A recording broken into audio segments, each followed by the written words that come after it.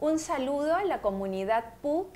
Estoy aquí acompañada del doctor Juan Marchena, catedrático de la Universidad Pablo de Olavide en España y un importante historiador que ha hecho una destacada contribución a la historia peruana y latinoamericana. ¿Cómo estás, Juan? Bueno, encantado de estar aquí y me siento como en casa una vez más, un año más. Estamos reflexionando en este coloquio sobre nuevas tendencias en la investigación histórica acerca de la independencia o de las independencias. Que a partir de tu experiencia como investigador, historiador, no solo del Perú, sino de América Latina, ¿qué nos puedes comentar? Bueno, ese es un tema que en los últimos años ha sido un objeto de un debate interesantísimo, que además es un debate que comienza primero, obviamente por la cronología que comienza en España, pero que inmediatamente a partir de 1809 se empieza a desgranar por todo el continente, tanto empezando por Ecuador y en Bolivia el año 9, luego el año 10 enseguida en Colombia, en Centroamérica, en México, en Argentina, en Chile, etcétera, ¿no? Cómo ese recorrido se ha ido haciendo. El año pasado estábamos el año 13 en Uruguay, ¿no? Reflexionando sobre el tema de las famosas instrucciones de Artigas del año 13. Y así nos vamos acercando poco a poco a lo que, bueno, a lo que va a ser la conmemoración del Bicentenario del Perú, pero como un largo proceso continental, ¿no? Que va sumando elementos en la medida que hace 200 años esos mismos fenómenos fueron sucediendo. Sí, a mí me parece importante aprovechar esta oportunidad del Bicentenario más bien para investigar más sobre el proceso, para poder comprenderlo, producir investigaciones que nos permitan trabajar mejor este proceso y no tanto pontificar pues a los héroes, toda esta tradición nacionalista del Estado-Nación y la patria, sino más bien este otro lado desde nuestro campo que es la academia y la investigación. Y tú que has trabajado en profundidad todo el tema de la historia militar precedente y durante las guerras de independencia, ¿qué nos podrías decir al respecto? Bueno, mira, Claudia, me parece que es una buena forma de mirarlo, porque además nos coloca en la realidad de los fenómenos, en una guerra que no es, ahora cuando la vamos conociendo mejor, que no se parece tanto a la idea tradicional que teníamos de esa guerra. Es verdad, si uno mira la iconografía, obviamente republicana, no solamente la latinoamericana, la europea también, se nos muestran esas grandes batallas de los grandes soldados uniformados que pelean así, con grandes cargas de caballería y todo. Y conforme vamos sabiendo más del tema, no era ni tantito así. Y estamos en presencia de una guerra mucho más revolucionaria, si ustedes quieren, una guerra más informal, no menos guerra, pero bastante, donde los intervinientes no son o no están tan complejamente armados como podríamos suponer. Por ejemplo, a mí me gusta pensar en el proceso de las independencias latinoamericanas en el conjunto de las grandes revoluciones de fines del siglo XVIII y comienzos del siglo XIX, lo que hemos llamado el gran ciclo de las revoluciones. Es el momento en el cual se produce la quiebra del antiguo régimen en toda Europa y también en la propia América. No hay que esperar a la Revolución Francesa y a sus ecos en América, que sin duda los tuvo, y es un tema que tú has analizado tan maravillosamente bien, sino que la quiebra del antiguo régimen se va produciendo a nivel internacional conforme el antiguo régimen deja de dar respuestas a las necesidades de la población. Y ahí es donde yo quiero encajar, por ejemplo, en América Latina, el ciclo de las revoluciones, de los alzamientos, de las sublevaciones de los años 80.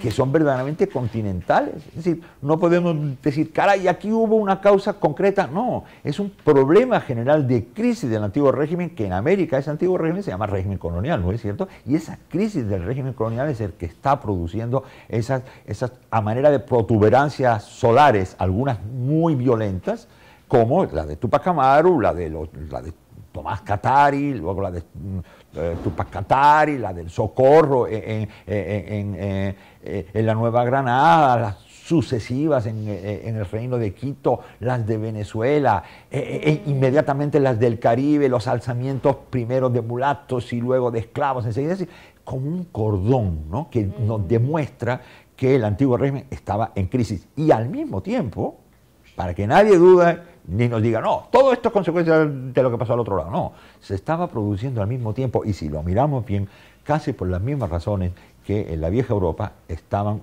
moviéndose las cosas hasta el gran estallido del mes de julio del año 89, que en el fondo, si nos fijamos bien, siempre son reacciones populares a un proceso general como de cansancio frente a la opresión, sobre todo fiscal, y a la carga impositiva, a la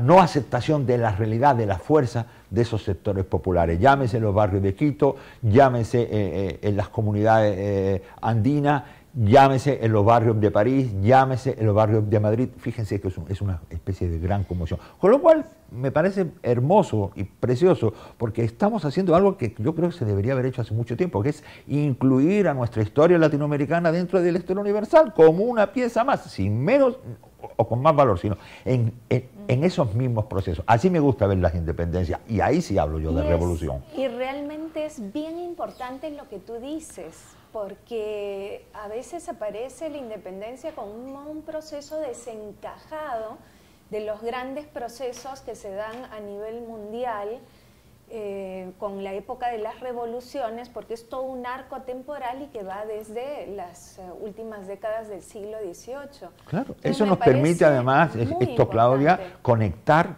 las sublevaciones, alzamientos, como quieran llamarlo, de los años 80, que en la región andina son muy importantes, pero que son continentales, esos alzamientos, esas sublevaciones dentro de esta crisis general del antiguo régimen, que repito, antiguo régimen que tiene forzosamente que llamarse régimen colonial en América.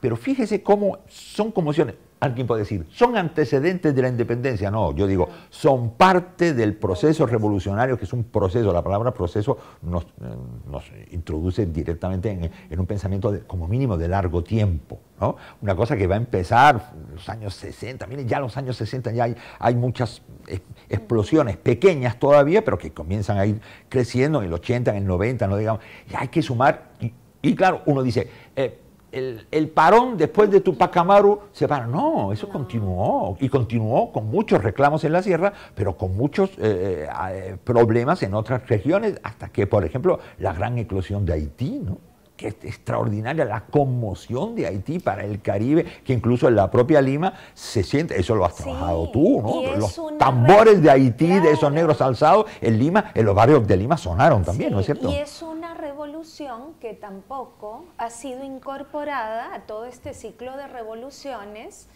donde, bueno, eclipsan el panorama la independencia de Estados Unidos o la Revolución Francesa, cuando en realidad es, como tú lo has descrito, un proceso muy complejo que abarca un escenario mucho más grande y donde hay conexiones muy complejas, ¿no?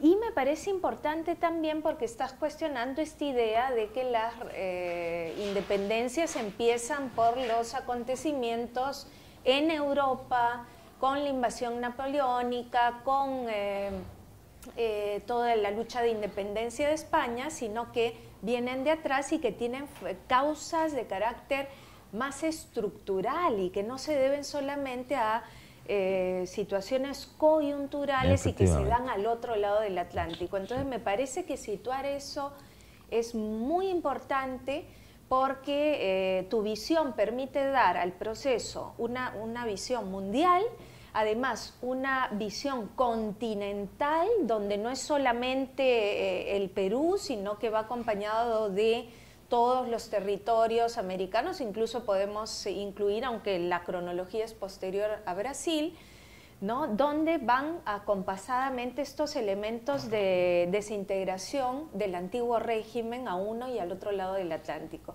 Y una cosa que también decías que me parece muy importante es no dejar de lado para la comprensión del fenómeno todo el ciclo de rebeliones, de revoluciones, de conspiraciones indígenas y también de otros elementos de la sociedad que se dan desde la década de 1760 en adelante, ¿no? Claro, eso indica que el antiguo régimen y el régimen colonial estaba sufriendo una crisis que fue increciendo, tenía ya muchas grietas, era muy difícil de manejarse ese antiguo régimen tal como se había manejado durante el siglo XVI-XVII, claro.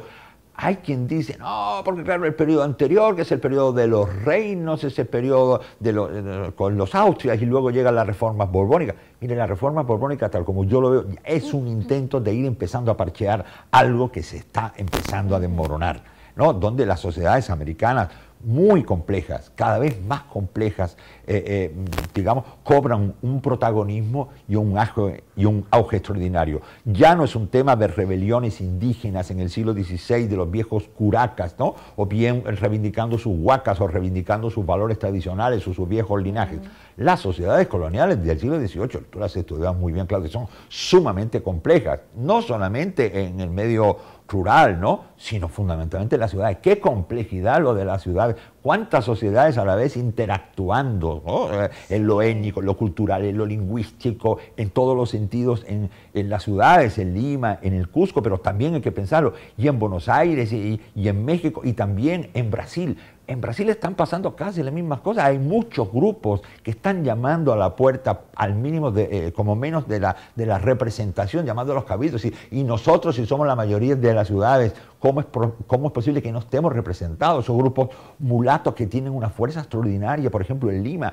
Tenemos que conocerlo mejor y nos damos cuenta de cuántos factores, cuántos vectores de presión están actuando sobre esa sociedad. Claro, esto tiene una eclosión, y esto acaba eclosionando en ese gran momento revolucionario que tiene también sus propias fases. Obviamente no será lo mismo los años 1790 o 1805, 1810, 1815, 1820, ¿no? Eso es lo que le llamamos el gran periodo de la independencia, que para mí no solamente es la guerra, sino es el complejo proceso de acabar con el antiguo régimen, acabar con el régimen colonial y empezar, nomás a empezar, ¿no?, a constituir un nuevo régimen político que dé cobertura, o por lo menos lo intentó, a la compleja realidad social que componía América Latina en ese instante. Sí, realmente bien interesante repensar estos temas y, como tú decías, un aspecto vital es también ver la periodización de este proceso que tiene, es un proceso complejo, largo, pero con diferentes fases, ¿no? Pero sí, no podemos dejar de lado, ¿no?, las primeras fases de ese proceso, diciendo pues que las cosas empiezan en 1808-9, ¿no? Porque si no se nos pierde una parte de un proceso mayor, estructural, como tú mencionabas, ¿no? Y creo que justamente el Bicentenario nos debe dar la oportunidad de profundizar en eso y de también profundizar en el estudio de temas que tú acabas de mencionar rápidamente, ¿no? La participación de los diversos sectores de la sociedad. Entonces, no solamente de las élites dirigentes, sino de los sectores populares, de las mujeres, de esta complejidad social de castas, mestizos, ¿no?, que están participando. Es una guerra de los barrios, por ejemplo, ¿no? A mí me encantaría poder hacer una mayor profundización a la vida en los barrios en estos años, ¿no?, que era una vida sumamente activa. La gente estaba en la calle, y hay que preguntarse y conocer, investigar qué estaba pidiendo la gente en la calle, porque la gente estaba en la calle. Uno siempre mira los cuadros de la independencia y siempre aparece igual, ¿no? Hay un salón donde unos señores más o menos empelucados, así con su corbata, ¿no? Están decidiendo sobre algo. Ya están pintados, los 5, 6, los 14, los padres de la patria están ahí. Pero siempre hay una ventana por la que entra la luz, obviamente, para que el cuadro tenga luminosidad. Pero a mí me encantaría asomarme por esa ventana, porque si yo me asomara por esa ventana, abajo en la plaza, estaría la gente gritando. Es decir, pero lo que pasa es que esa gente no aparece en el cuadro, pero yo creo que ese es el factor definitivo, porque si no, los que están sentados allí no tendrían sobre quién estar pensando, sobre quién estar construyendo. Y yo creo que hay que acercarse a la gente que estaba en la plaza en ese momento, que es un colectivo de pardos, mestizos, mulatos, esclavos, mujeres, niños, vendedoras, ¿cómo se llama? Gateras de los mercados. La gran complejidad de la sociedad, a las cuales esos señores que estaban ahí no acabaron dándole todas las respuestas. Por eso es el debate de lo que sucede, no es solamente la guerra de la independencia, que finalmente se derrota a los españoles, se les manda en buena hora a su casa, sino ahí comienza, lo que sucede después. El proceso continúa nada menos que en la conformación de nuestras naciones con esa nueva fórmula republicana, que es una fórmula, digamos, complicada, que va a necesitar largos años de desarrollo. Sí, y eso es muy importante porque, como tú señalabas, es un proceso revolucionario, ¿no? Sin A veces duda. hemos enfatizado los aspectos que no cambian, las continuidades, parte de esta herencia colonial. Sí, una parte de razón hay en eso, pero también los grandes cambios que significó este proceso en la cultura política, en la opinión pública, en la militarización de la sociedad, en los nuevos vocabularios, emblemas que se van tomando. Es muy interesante eso que estás diciendo. Nadie pone en duda que el fenómeno fuera revolucionario en Europa. Obviamente está la Revolución Francesa, las revoluciones liberales, ¿no? Pero resulta que, pero fíjate qué interesante, ¿no? Son fenómenos, ¿quién lo va a dudar? Son fenómenos revolucionarios, sí, pero las monarquías en Europa siguen hasta el día de hoy. Estamos en la Quinta República Francesa, eso significa que en medio hay 4 cosas que no fueron repúblicas, ¿no es cierto? En España, bueno, que en Portugal hasta hace en el largo tiempo, relativamente poco tiempo, en Holanda, en Inglaterra, ¿sí? Bueno, la revolución triunfó, pero de otra manera, pero las monarquías siguieron ahí. En América, a partir de 1810, 1815, según los países, triunfaron las repúblicas hasta el día de hoy. ¿Le parece poca revolución? A mí me parece una revolución extraordinaria en lo político, pero además también una revolución en lo social, en la medida que eso no significa que todas esas revoluciones sociales triunfaran, pero que se intentaron. Que los pardos salieron a la calle para lograr y querer su incorporación plena a los derechos ciudadanos, que lo hicieron, ahí tienen los de Haití, que los mulatos, que los indígenas que se tiraron a la calle, caray que se tiraron a la calle. Otra cosa es que triunfaran, claro. Pero que, por ejemplo, el ideal republicano ahí se quedó y triunfó para siempre. Yo creo que es una revolución, después de 3 siglos de colonia, que en un año, a veces en meses, se impusiera el sistema republicano y que dure hasta nuestro día. ¿Quién va?